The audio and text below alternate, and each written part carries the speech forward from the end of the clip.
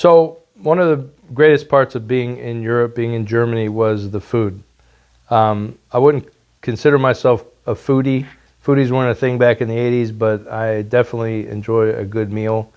And although I don't think most of the German cuisine is super healthy by today's standards, it was really good. It's kind of a country full of comfort food.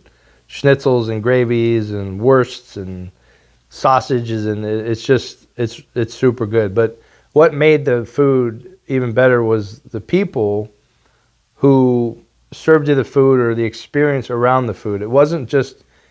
Typically it wasn't just going to dinner. Like, you go to dinner here, you get your appetizer, you get your meal, you tip your waiter, and you leave. Everything there was it was experiential. Like, they always were so into whether you were happy, and it was just a totally different, again, it's part of the culture shock of it, right? It's not a matter of great food, it's about the great people. So when I traveled a lot with my Air Force job as a traffic manager, I traveled all over Germany and drove a tractor trailer delivering parts. And I was hell-bent on staying in what they call gasthauses, which are, I guess, almost like a modern Airbnb, but you would stay in someone's home and they would give you a bed and they'd feed you. And that became my favorite thing to do of all things in Germany, because when I was stationed in a town called Simbach, which is right outside of a big town called Kaiserslautern.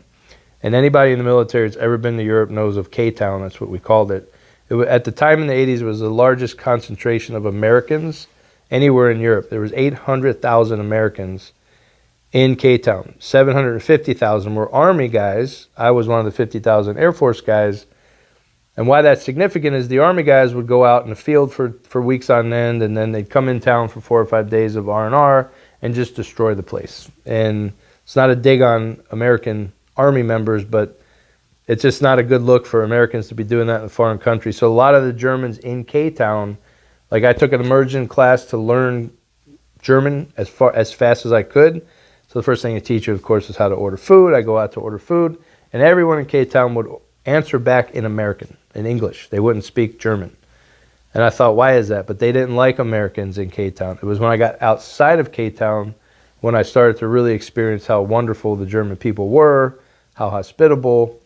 And they cook you home meals. They make meals like you're at your mom's house when you stay in these guest houses. So that was probably the biggest highlight for me in 4 years, was getting to know the people on a really personal basis, because I would end up staying. I did this thing called a round robin. We drove all over one end of Germany to the other, and I'd stay at the same places. So I formed some good friendships that, unfortunately went away when I left Germany, but it was a wonderful time in my life for sure.